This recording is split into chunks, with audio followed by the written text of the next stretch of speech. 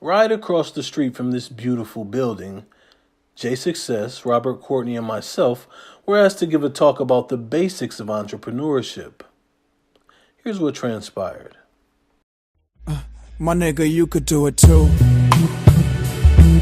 Turn me up, turn me up. You can do it too.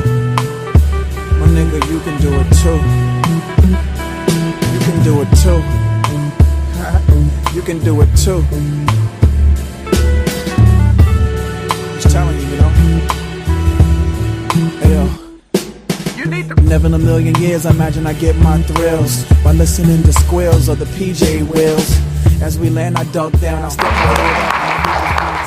And one of the things that me and Rob, we were talking about even in the interview, we started when entrepreneurship wasn't cool. It was like you were unemployed. Like, what are you going to do? You know, going to school and going after a corporate job, that was the climate. You couldn't, and I just want to put emphasis on that because we laugh and joke about it, but it was really uncomfortable to talk about being an entrepreneur or working for yourself. So this was before it was cool, before it was social media. So just kind of keep that in mind that you guys moving forward will have that outlet. But entrepreneurship at one point in time for, you know, even Cartiear with the blog, to do a free blog where you go out, you take money out of your pocket, take away time from your wife and your children and go film someone else and put it on YouTube for free. That was just unheard of. So I just wanted to point that out, that it's a blessing right now in the climate of entrepreneurship that we're in, because that didn't exist for me and Rob. It was totally weird looks and uncomfortable conversations. My name is Robert Courtney. I am a serial entrepreneur. My story started in 2004, 2005. I was laid off from a really well-paying job at a young age.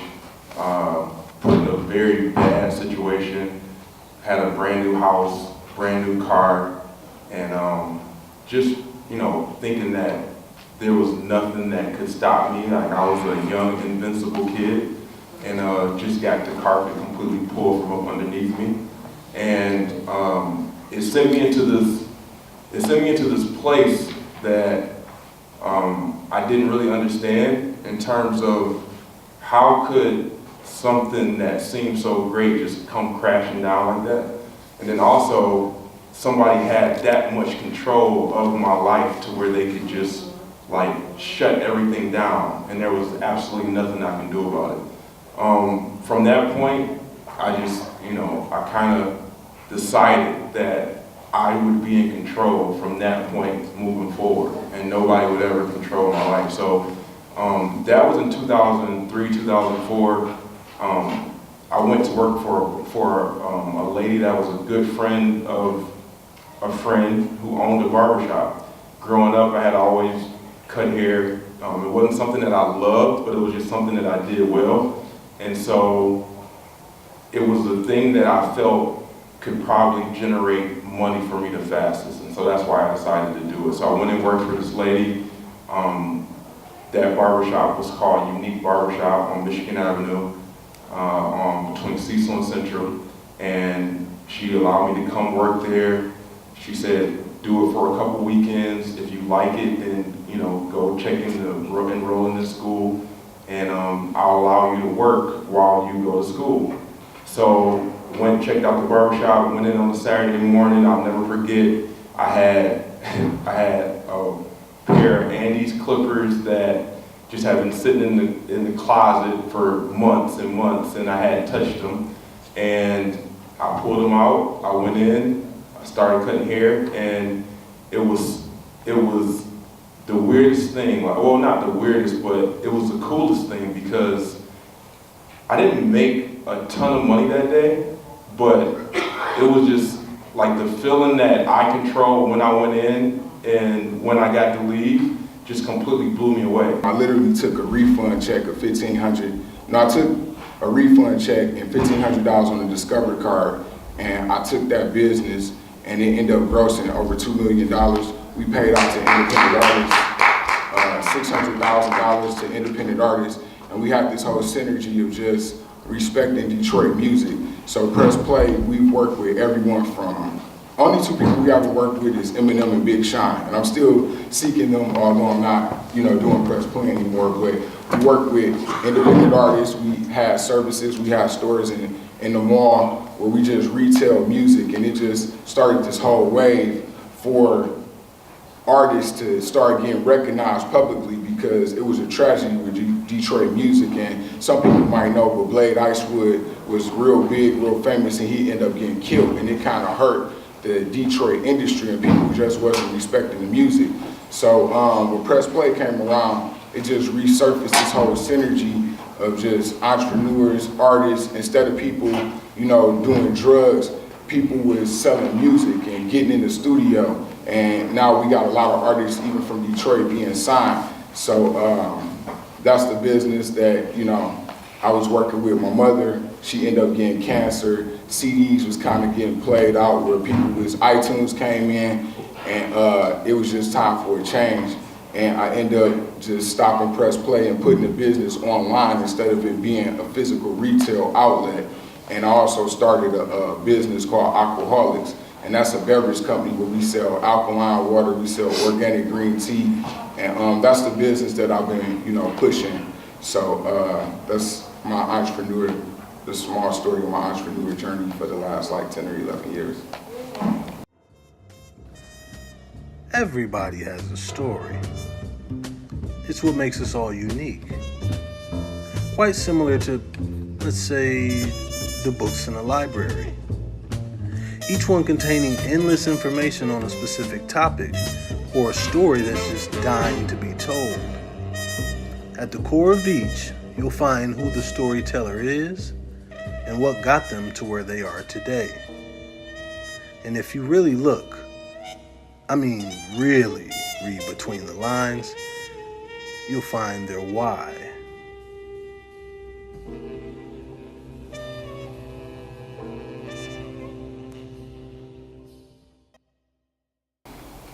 The hardest part was the fact that nobody knew about us, number one. But number two, I think the fact that we didn't have an investor or any money, essentially. So, the first time we went to Magic Convention, and we had no idea what the Magic Convention was. We had no idea what to expect when we actually got there. We went there with a brochure with mocked up designs of what we anticipated our shirts to look like, and we made some business cards. And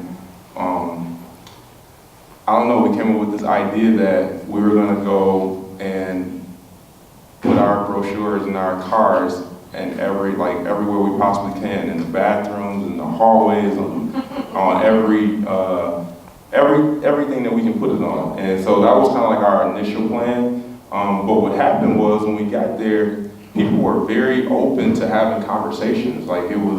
It was kind of my first, again, this is 2008, I have no idea about business. I'm like a lot of you are probably right now, where you're just kind of in you're a sponge, you're just trying to soak up as much knowledge and as much information as possible. And we went there with kind of that in mind, we're gonna go and start our process of just learning the game and just learning how to become businessmen. And the one thing we naturally did was we interacted with people well. We were always good with having conversations and creating relationships. And so we just started asking questions. We just started talking to, this is a fashion-based event, obviously. So just started asking, how did you get started? What was involved, et cetera, et cetera. And next thing we know, we had so many cards from so many different people who had stores, and our approach was about learning. So they didn't feel threatened, they didn't feel like we were a competitor, and that actually probably opened us up to our the first stores that actually allowed us to put our clothing in their store. So I talk a lot about real estate, but I don't do real estate as I see this and I buy this. I'm very strategic with the real estate that I've purchased. So if you hear that in my conversation on social media, I'm not suggesting that. I started my office in my basement, and kids running around. It just got to the point to where I had to go get an office. Then I got a small office, and then I moved to this office, then I moved back to my basement, then I moved to this office, and then I end up buying a building 5 or 6 years down the road. So I don't think that that's the first thing, even if you're being successful. I believe in outgrowing your space. So Kevin is a photographer, and I did a photo shoot at his house, and it was perfect. Everything turned out great. When Kevin has 50 clients that's coming, and his wife Stacy is like, listen, Kev, I love the business, but it's just too much traffic here, then Kev, get a smaller office where you can do the same thing that you did in your living room.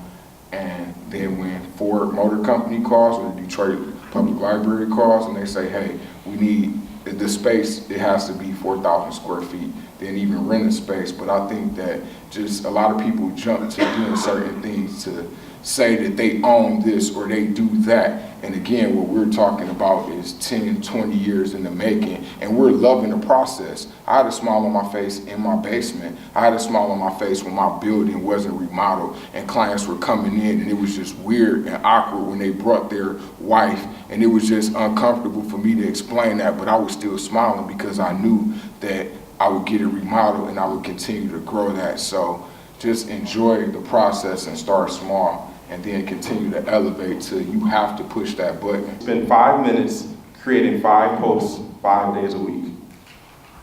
Every week, 5 posts, 5 days, 5 minutes. And it seems like people think about posting consistently every single day, and social media is a whole different conversation. So I want to definitely not veer too far away from what we're talking about, but social media is so crucial to all of your success. It's so crucial, and people take it for granted.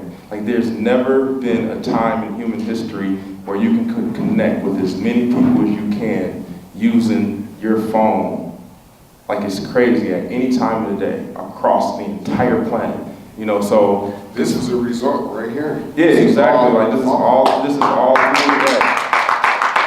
So anyway, take 5 minutes to create 5 posts that you can post for the next 5 days. And I don't care if you 17 or if you 60, if you are here and you have a business or an idea, just even having a conversation on social media is important. You never know who's going to come out and hit the, I see someone here from insurance. They made a post about insurance, and now we're about to start doing business in the future. So I like to say it's like playing the lottery, honestly. It's like if you play the lottery for 10 years straight, now I'm sure a lot of you play the lottery, you go grab your number every single day, you go grab your number. And then the one day you decide not to grab your number, that number hit, right? That's what you're doing on social media. Every single time you post something, you have the opportunity for that post to go viral. You have the opportunity to connect with somebody that can change your life. Post every single day, because you just don't know what's going to happen. It'll take you 5 minutes or less to do it. Something that I think is very important as far as just entrepreneurship, and when you're watching things like this and trying to learn, is to be able to identify with people. So just real quick, I still work a 9 to 5. So every little bit of free time that I get, I'm either editing a video or making posts on Facebook or posting things about Black-owned businesses and things of that nature. So it'll always be a grind. And like I said, I just say that to let you guys know, because I'm sure most of you are where I am, so I still work a 9 to 5. I'm still keeping the dream alive. I'm not even a year in official business, and things like this are already happening. So the sky's the limit, as long as you guys have the work ethic and the drive, the passion, the determination to keep your dream alive. So you could do it too, young love. You could do it too, young love. What? Just watch what you do, young love, and watch who's in your crew, young love. What? It don't matter if you do drugs or even if you threw slugs. What? You can do it too, young love. I did it, you could do it too. I know niggas is like there's no returning when I bought that white 5/5. So white.